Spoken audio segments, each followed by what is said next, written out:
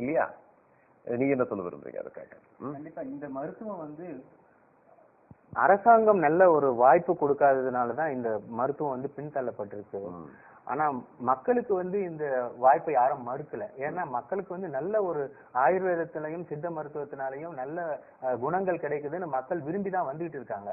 ஆனா இந்த துறையில இருக்கிறவங்க, ஏற்கனவே பதவியில இருக்கிறவங்க, அவங்க வந்து என்ன பண்றாங்கன்னா ஆயுர்வேதத்துக்கு வந்து யாரும் மக்கள் அதிகமா வந்து ஆதரவு கொடுக்கல, அத வந்து யாரும் விரும்பல அப்படின்ற மாதிரி இவங்களா ஒரு ஸ்டேட்மெண்ட் கொடுத்துட்டு இருக்காங்க. இப்ப NRHM ஸ்கீம்ல வேலை வாய்ப்பு அப்படின்ற ஒரு தகவல் சொன்னாங்க. அதுல மறுக்கப்படுதா உங்களுக்கு? அதுலயும் மறுக்கப்படல. ஆனா அளவு குறைவான அளவுக்கு எங்களுக்கு சீட்ஸ் ஒதுக்கிருக்காங்க. மொத்தம் வந்து 300 வந்து சிஹெச் பொது சிஹெச்ல தொடங்குறதுக்காக NRHMல வந்து என்னன்னா இங்க இருந்து ப்ரொபோஸ் பண்ணாங்க ஆயுஷுக்கு. சரி, ஆயுஷ் அதுக்கு வந்து என்னன்னா 7 கோடி வந்து ஒரு நிதி ஒதுக்குனாங்க.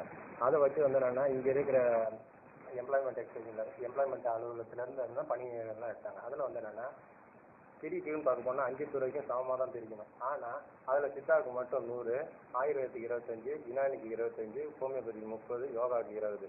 இந்த 5 டாக்டருங்களும் 5 டாக்டர் தான் சார். 5 துறையும் தனித்தனி துறை. 5 துறைக்கும் ஈக்குவலா ரெஸ்பெக்ட் கொடுத்துறோம், ஈக்குவலா வந்து இடஒதுக்கீடு கொடுக்கணும், ஈக்குவலா ஆதரவு கொடுக்கணும் இல்லைங்களா? இதுல வந்து என்னன்னா ஒருவேளை சித்தா மாணவர்களுடைய எண்ணிக்கை அளவு கடந்து இருக்கிறதோ இல்ல, சித்தாவும் ஆயுர்வேதமும் ரிஜிஸ்டர் மெடிக்கல் பிராக்டிஸும் சமமா தான் இருக்கிறோம். 2 பேரும் அவங்களும் 3000 தான் இருக்கிறாங்க. அவங்க 3300 இருக்காங்க, நாங்க 3023 இருக்கோம். 300 அளவு தான் வித்தியாசம் இருக்கும்போது என்னன்னா வந்து என்னன்னா எங்களுக்கு வந்து என்னன்னா அரசு துறையில வேலை கிடைக்கல, MD படிக்கிறதுக்கும் கிடைக்கல. அதுக்கப்புறம் வந்து என்னன்னா அடுத்தது வந்து என்னன்னா தனியார் பிராக்டிஸ்லயே வந்து என்னன்னா அலோபதி நாங்க கொடுத்த ஒரு தகுதியே வந்து என்னன்னா இங்க பண்ணக்கூடாதுன்னு சொல்றது. அப்படி இருக்கும்போது அடுத்து எங்களோட இது வந்து எங்க மெடிசனோட இதுல வந்து கேள்விப்படியாது. இப்ப நீங்க எந்த மாதிரியான மருந்துகளை இப்ப இம்காப்ஸ் பத்தி சொன்னாங்க.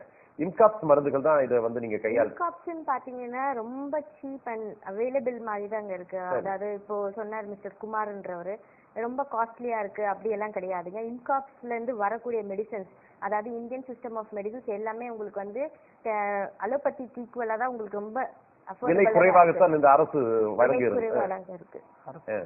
ஆனால் இப்போ சில நேரங்களில் போலி மருத்துவர்கள் கொடுப்பதுதான் நீங்க கூடுதலாக இருப்பதாக நீங்க சொல்லுகிறீங்க. அப்படின்னு சொல்ல முடியாதுங்க. சில பார்மசிஸ் டிபெண்ட் பண்ணியிருக்கோம். இன்காப்ஸ் எங்களுக்கு மெயின் மெடிசன்ஸ் எல்லாமே மேனுஃபேக்சர் அங்கேயே ஆகுறதுனால நாங்க அதையே தான் கொடுத்துட்டு இருக்கோம். சரி, ஒரு பார்வையாளருடைய அழைப்பு. ஐயா வணக்கம், எங்கிருந்து அழைக்கிறீங்க, பெயர் சொல்லுங்க. வணக்கம், எங்கிருந்து அழைக்கிறீங்க, பெயர் சொல்லுங்க. தஞ்சையில இருந்து அழைக்கிறேன். தஞ்சையிலிருந்து. உங்க பெயர்? தமிழ் மகள். சொல்லுங்க தமிழ் மகள், நிகழ்ச்சியை பார்த்துட்டு இருக்கீங்களா? ஆமா, பார்த்துட்டு இருக்கேன். கருத்துக்கள் அம்மா.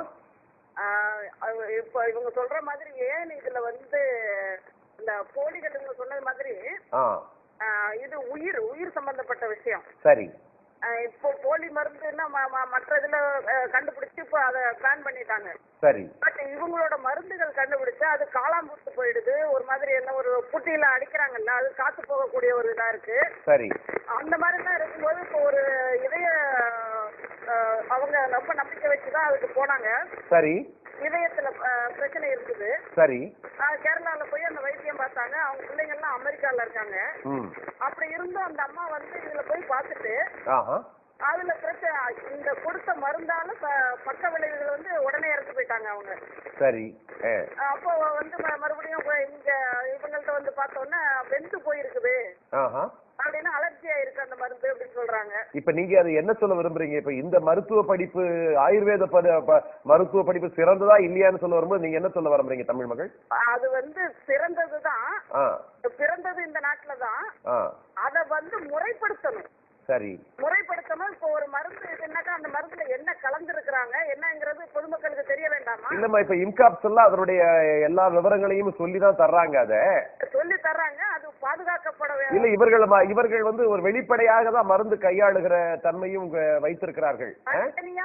அதாவது யாரு போலி யாரு இவங்கன்னே தெரிய மாட்டேங்குது. இல்ல, நீங்க போலி, அதுதான் சொல்ல வர. அதுதான் பிரச்சனை. இங்க இவர்களுக்கு உரிய அங்கீகாரத்தை வழங்கி இருந்தால் அது வந்து தெளிவாக்கப்பட்டிருக்கும். போலிகள் யார் என்பதை நீங்கள் கண்டுபிடிப்பதற்கான இவர்களுக்கு அங்கீகாரமும் வேலை வாய்ப்பும் கொடுத்து நவீன மருத்துவர்களுக்கு இணையாக இவர்களை அடையாளம் காட்டி இருந்தால், வேலை வாய்ப்பு வழங்கி இருந்தால், கல்லூரிகளை துவங்கி இருந்தால் இவர்களுக்கான மதிப்பீடுகள் புரியும், போலிகள் ஒழிக்கப்பட்டிருப்பார்கள்.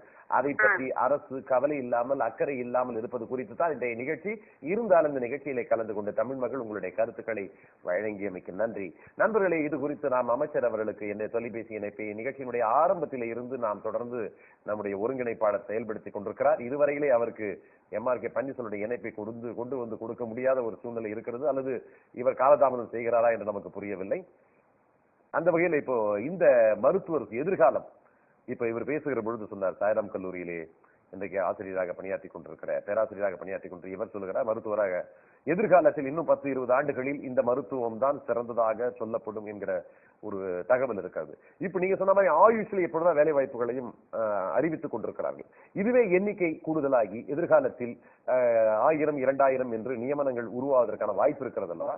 உண்டு. ஆனா அதற்கு தகுதியானவர்கள் இப்ப இருக்கிற அரசாங்கத்துல பணிபுரிகிற உயர்மட்ட அதிகாரிகள் தான் இதுக்கு வழிவகை செய்வாங்க. இப்போ இதுல அதிகாரிகள் மெத்தன போக்கோட இருக்கிறாங்கன்னு சொல்றீங்க. கண்டிப்பா சுகாதாரத்துறையினுடைய அதிகாரிகள், அமைச்சர்கள் இதுல கவனக்குறைவா இருக்கிறாங்கன்னு சொல்றீங்க. நாங்க என்ன நினைக்கிறோம்னா, அவங்களுக்கு இந்த கவனமே செல்லலன்னு நினைக்கிறோம். சரி, ஏன்னாக்கா கவனக்குறைவா இல்ல, அவங்களுக்கு இந்த கவனமே சரியான முறையில அவங்களுக்கு இல்ல. பொதுவா இந்த ஆயுர்வேத கல்லூரி உருவாக்கப்படாமல் இருப்பதே ஒரு அலட்சியமான ஒரு தன்மை. இது யாரும் தமிழக முதலமைச்சருக்கு சுட்டிக்காட்டவில்லையா என்று கேட்கிறேன். சுட்டி காட்டப்பட்டு இருந்தாலும் பல தடைகள் இருக்குது. அதாவது இந்த மருத்துவத்துக்கு அலட்சிய போக்கு தான் முக்கியமான காரணம். சரி, இப்ப எல்லாமே தனியார் மயம் மாறிக்கொண்டு வருகிற சூழ்நிலையில் அரசு திரும்பியும் ஆயுர்வேதத்தை ஒரு கல்லூரி அமைத்து தானே எடுத்து மருத்துவர்களை உருவாக்குவதை விட தனியார்கள் இப்பொழுது பார்த்தீங்கன்னா சாய்ராம் கல்லூரி மாதிரி பல கல்லூரிகள் உருவாக்கி கொண்டு வருவதாலே அவர்களே பார்த்துக் கொள்ளட்டும் என்று அரசு கூட இருக்கிறது. அதையும் அந்த மாதிரி தன்மையான்னு கேட்க. அப்படி இருந்தாலும் அடுத்த துறையினருக்கெல்லாம் அரசாங்கம் தன்னுடைய பணத்தை ஒதுக்கி செயல்படுத்தும் பொழுது இந்த ஆயுர்வேதத்திற்கு மட்டும் ஏன் இந்த மெத்தன போக்குன்றது எங்களுடைய கேள்வி. அதாவது மாற்றாந்தாய் மனப்பான்மை. ஆமா, இந்த ஆயுர்வேதத்தை மட்டும் கண்டுகொள்ளாத ஒரு போக்கு. அதாவது எங்களுக்கு சித்த மருத்துவர்கள் மீது எந்த விதமான தவறான கொள்கையும் எங்களுக்கு இல்லை. சமூக நீதி மருத்துவ சங்கத்தினுடைய அகில இந்திய பொறுப்பாளர் டாக்டர் ரவீந்திரநாத் அவர்களை இப்பொழுது நாம் தொடர்பு கொண்டிருக்கிறோம். வணக்கம் டாக்டர். வணக்கம். வணக்கம். வின் தொலைக்காட்சியில இருந்து நீதியின் குரல் நிகழ்ச்சிக்காக நேரலை ஒளிபரப்புல பாஸ்கரன் பேசுறேன். அதாவது ஆயுர்வேத கல்லூரிகள், அதுவும் ஆயுர்வேதம் 5.5 ஆண்டு காலம் ஆயுர்வேதம், சித்தா போன்ற இந்திய மருத்துவம் பயின்ற மருத்துவர்களுக்கு வேலை வாய்ப்புகளை கொடுக்க மத்திய மாநில அரசுகள் தயங்குகின்றன. குறிப்பாக தமிழ்நாட்டில் ஒரு ஆயுர்வேத கல்லூரிகள் கூட இல்லாத ஒரு அவல நிலை இருக்கிறது. இப்படி பல குற்றச்சாட்டுகளுடன் இன்றைக்கு ஆயுர்வேத பட்டதாரிகள் அமைப்பினுடைய சங்கத்துக்கு அந்த ஏராளமான மருத்துவர்கள் நம்முடைய தொலைக்காட்சியினுடைய நிலையத்திற்கு தங்களுடைய கோரிக்கைகளை இங்கே முன்வைத்திருக்கிறார்கள். நவீன மருத்துவத்தினுடைய அந்த சங்கத்திற்கு தலைவராக, சமூக நீதி அமைப்பினுடைய தலைவராக இருக்கக்கூடிய உங்களுடைய கருத்து என்ன? நவீன மருத்துவ டாக்டருக்கு வேலை கொடுக்க மாட்டேங்கிறாங்க. சரி, வேலை கொடுக்க ஒப்பந்த அடிப்படையில் கொடுக்குறாங்க. 8000 9000 சம்பளம் கொடுக்குறாங்க. அந்த அடிப்படையில மோசமா நடத்தப்படுறாங்க. சரி, அதே மாதிரி பாத்தீங்கன்னா நவீன மருத்துவர்களுக்கு வேலை வாய்ப்பு கொடுக்கப்படாட்டி கூட ஒரு சொந்தமா கிளினிக் வச்சுட்டோ இல்ல ஹாஸ்பிட்டல் வச்சுட்டோ தங்களுடைய வாழ்க்கையை நடத்தக்கூடிய சூழல் இருக்கு. சரி. ஆனா ஆயுர்வேதாவை சித்தாவை படிச்ச டாக்டர் பாத்தீங்கன்னா அந்த படிப்புல உருவாக்குற